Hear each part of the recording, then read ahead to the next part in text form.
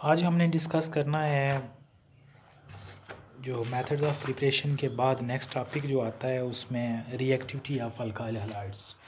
Chapter number 10 हम पढ़ रहे थे, उसमें हमने डिस्कस क्या करना है कि रिएक्टिविटी ऑफ अल्काइल हैलाइड्स किसके साथ वो रिएक्ट कर सकता है। अल्काइल हैलाइड, ठीक है जी।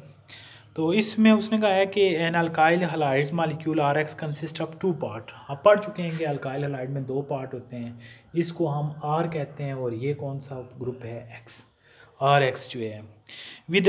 अब आर जो है अल्काइल ग्रुप, इसके ऊपर चार्ज कौन सा होता है, पार्शियल पॉजिटिव।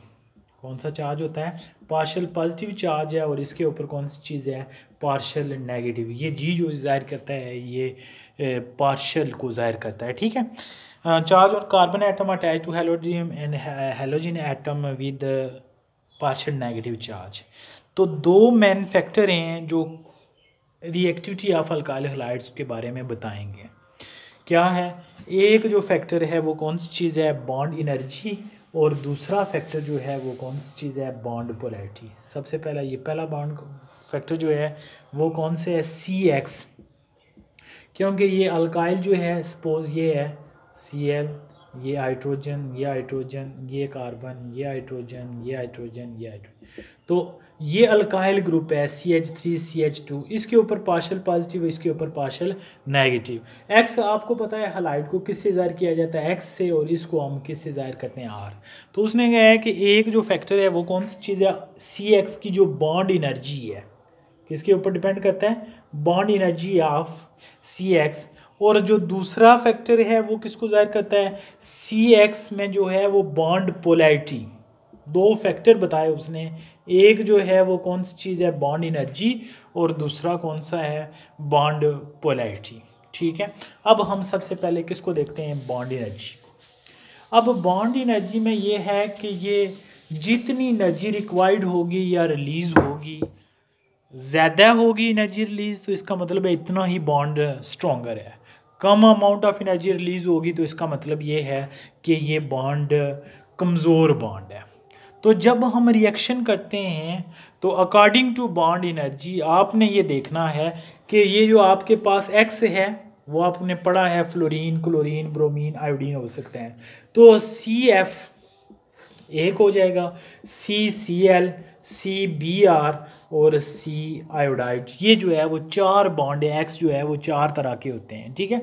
उसने कहा है कि इसमें जो बॉन्ड एनर्जी है कार्बन और फ्लोरीन के दरमियान 467, फिर जो कार्बन और क्लोरीन है वो 346, ये जो है वो आपके पास 290, और ये जो है वो 228, कार्बन और आयोडीन में 228।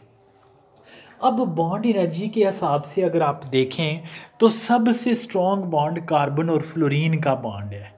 तो ज़ाहिर सी बात है जितना बॉन्ड स्ट्रॉन्गर होगा वो किसी दूसरे के साथ बॉन्ड बनाने की कोशिश नहीं करेगा, उसकी रिएक्टिविटी क्या हो जाएगी, उतनी ही कम हो जाएगी।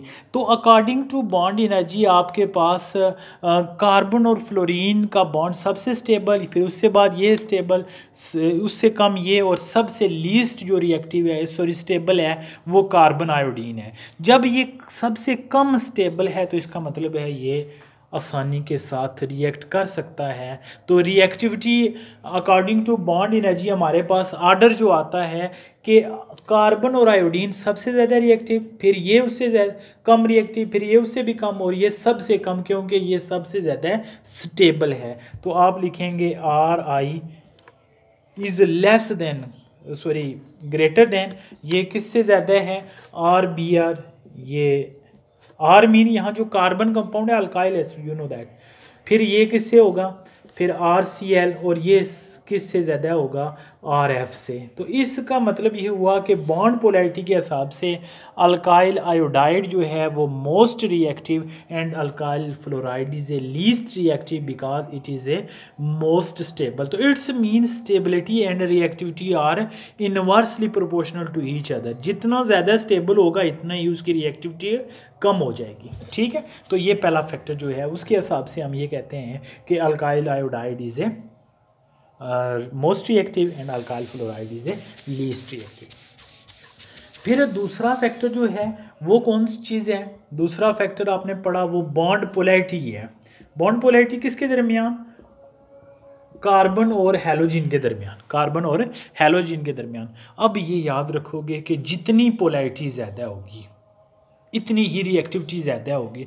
अब पोलैरिटी कब आती है, जब दो आपके पास बॉन्डेड एटम के दरमियान इलेक्ट्रोनेगेटिविटी का डिफरेंस जितना ज़्यादा होगा इतनी पोलैरिटी ज़्यादा होगी। आप यहाँ देखें, हम लिखते हैं कार्बन और fluorine, carbon chlorine, carbon bromine और कार्बन कौन सी चीज़ है, आयोडीन। आपको पता है कार्बन की जो इलेक्ट्रोनेगेटिविटी है 2.5, फ्लोरीन की 4, तो कितना डिफरेंस आया 1.5। ठीक है, अब कार्बन की इलेक्ट्रोनेगेटिविटी है 2.5, ये जो है वो आपके पास क्लोरीन जो है वो 3 है, तो डिफरेंस कितना आया 0.5।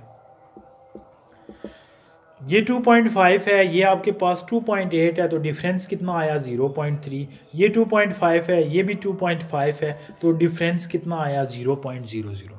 तो इसमें ये देखें कि सबसे ज़्यादा इलेक्ट्रोनेगेटिविटी का डिफरेंस कार्बन और फ्लोरीन के दरमियान है। इसका मतलब ये हुआ कि सबसे ज़्यादा जो पोलैरिटी है वो किस में होगी, कार्बन और फ्लोरीन की, किस में होगी, कार्बन और फ्लोरीन। और जो जो हम ऊपर से नीचे आ रहे हैं from top to bottom, fluorine, chlorine, bromine, iodine, तो इलेक्ट्रोनेगेटिविटी ये जो है वो क्या हो रही है, डिक्रीज़। जब इलेक्ट्रोनेगेटिविटी डिक्रीज़ हो रही है तो difference between carbon and halogen की जो इलेक्ट्रोनेगेटिविटी का डिफरेंस है वो कम से कम होता जा रहा है। पोलैरिटी कम होगी तो रिएक्टिविटी क्या हो जाती है, कम हो जाती है। तो according to bond polarity, according to bond polarity आपके पास alkyl fluoride is a most reactive, then alkyl chloride, and then alkyl bromide, and then alkyl iodide. It's mean alkyl iodide is a least reactive in this case according to bond polarity, and alkyl fluoride is a most reactive in case of bond polarity.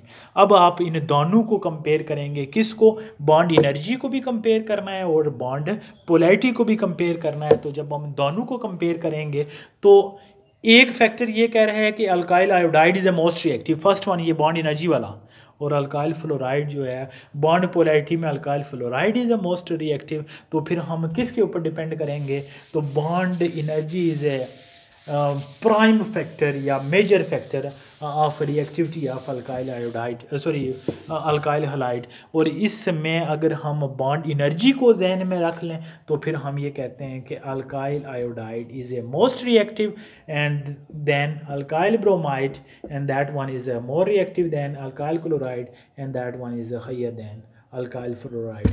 So according to bond polarity and bond energy, we conclude that alkyl iodide is the most reactive one. Understand?